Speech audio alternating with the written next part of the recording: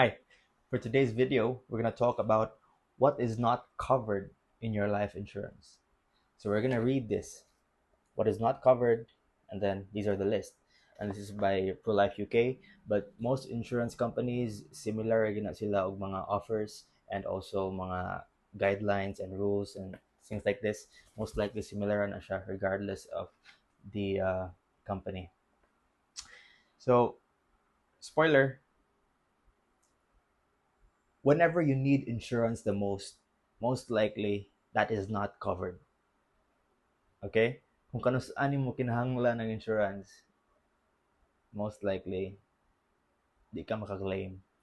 And also, if katong mga tao nga who really needs insurance, most likely they will not get approved for insurance. Mugin na ilang negosyo. They choose the people who least need it because, of course, mo man ilang negosyo. If dagan kay mag-claim, mabankrupt man sila. So, they give insurance to people who don't need it. And yeah, that's the point.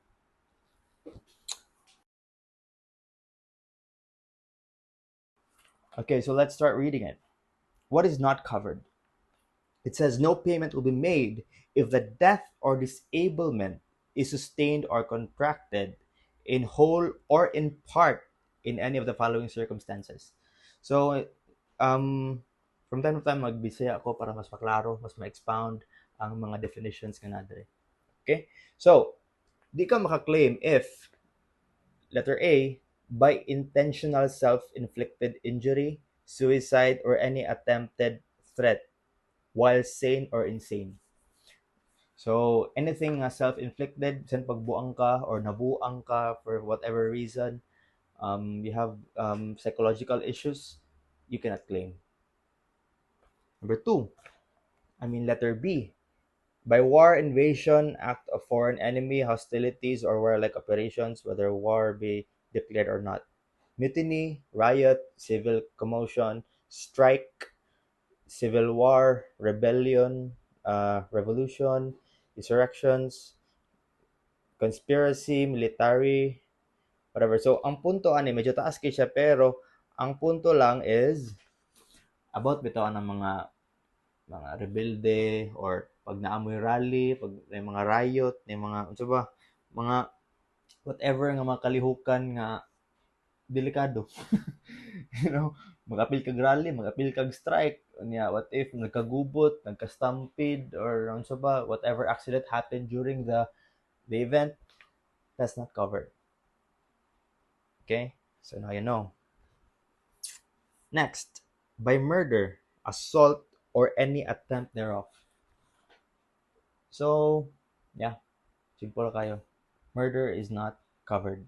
Pag patyon ka, dili ka maka-claim of insurance.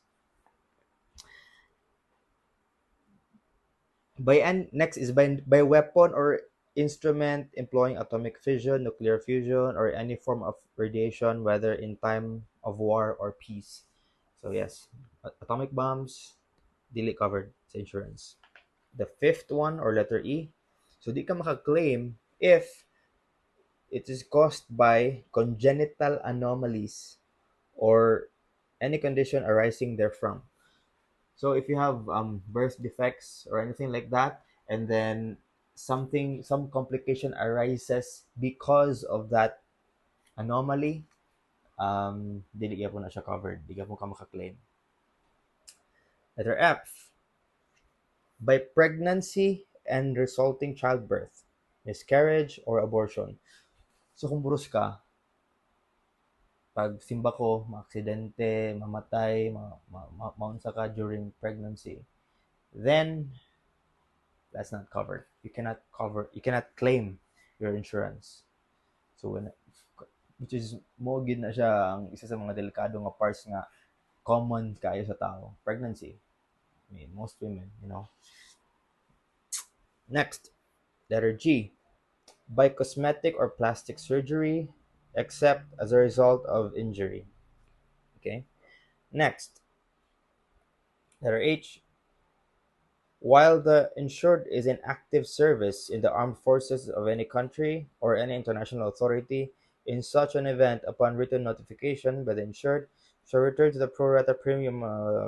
So, ang punto lang is, if military ka, you know, kay delikado yung trabaho, dili ka covered. I think pwede ka if dili ka under duty or active service. Pero during your service, dili ka maka-claim og insurance. Next, while in attempt, commission of, or willful participation by the insured in any crime punishable under prevailing law of ordinance in the Philippines or of any country in which the crime was attempted. So, pag namatay ka during an illegal activity, you cannot claim insurance. While resisting lawful arrest, kana bitong na yung mga issues pag dakop sa imo, di ba? I mean, sa na sa mga videos good na namatay tungod kay gisukol pag-arrest, you cannot claim insurance. Next, nata sa letter K. While entering, leaving, operating, servicing, or being in or on or about any aerial, submarine device, or conveyance except as specifically provided herein. So, any aerial or submarine device. So, kung lupad-lupad ka, paragliding, parachute, whatever nga kanang lupad-lupad, that's not covered sa imong insurance. And if you go underwater through any kanang magadto ka underwater nga equipment, submarine-like devices, that's not covered sa insurance. Next, kani by dental or surgery, except to natural teeth as occasioned by injury. So if na dental injury, which is kind of common, di ba? Yaning, during isa na sa common nga surgery sa tao, paibot og ngipon, inana, magpa-root canal, magpa surgery sa wisdom tooth. So, yeah, that's a very common thing, and unfortunately, tungod kay common siya and common po siya nga injury, wa nila gi-cover, di ba? So dili ka maka-claim mag insurance for those kinds of things. Next, kani letter N. You cannot claim while under the influence of alcohol and unprescribed drugs.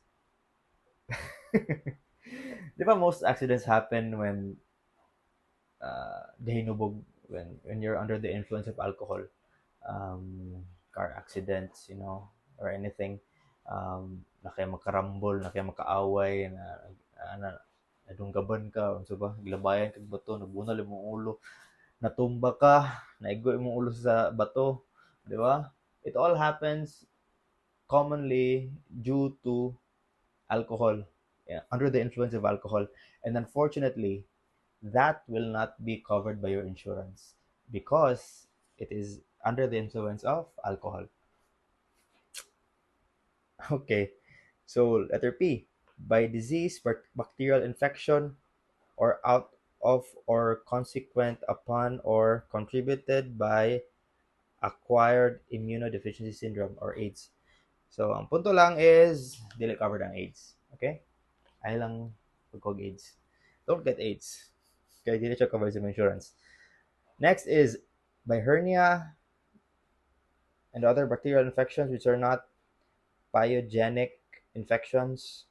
So, yeah, actually, di ko familiar unfortunately. Pero, napan yung mga ibang mention nga bacterial infections nga dili gyapon covered. So, yeah. Next, letter S. You cannot claim if you cannot claim if the accident or death is caused by mental or nervous disorders. So, medyo connected siya sa letter A. So, mga inflicted injury. Ano letter T. Accident or death caused by poison. gas or fumes voluntarily or involuntarily taken. Now I don't know. Sa man ba? What if like na-stuck ka sa ka place and aso ka ayo kay sunog somewhere dool sa inyo nya isulod sa imong kwarto, na-inhale na nimo, namatay din ka. Dili lugar na covered ba? Most likely they would say no because no, it's dangerous fumes that you inhaled involuntarily. It was an accident, but it is dangerous fumes, di ba? So, basin dili gyud po na covered. That's that's that sucks. Okay? So again, poison, gas or fumes voluntarily or involuntarily taken, that's not covered sa imong insurance. Next, kani, letter U is by automobile and motorcycle racing, judo, karate, or similar martial arts, scuba diving, hang gliding, skydiving, bungee jumping, and any other dangerous sport. Hmm. So, di ba? Ang ba na, because I noticed some people nga joke ba nga during those dangerous activities mean sila nga okay ra insured bitaw ko without knowing nga dili na siya covered. That's not covered sa mga insurance kana mga activities when you need it the most. That's not covered. That's not covered. Okay? So, yeah. Second to the last, letter V is by homicide or any attempt thereof or physical injuries occasioned by provocative.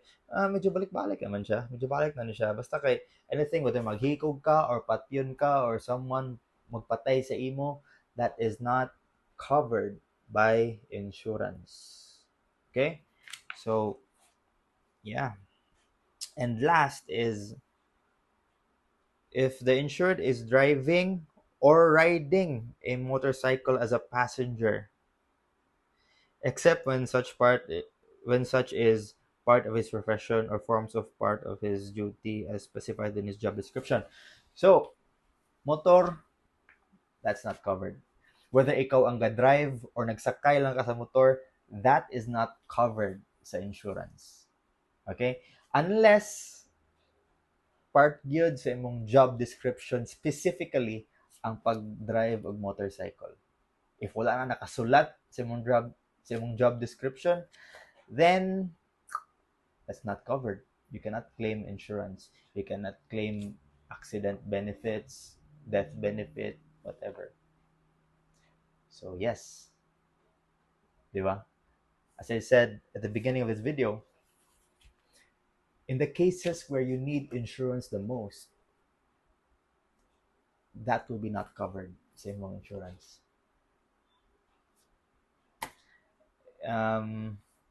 Yeah. Looking forward to your reactions in this video. I can make another video whether I would advise to get insurance or not. I can make another video about that depending on the reactions and the suggestions in the comment section. So yeah, thank you for watching.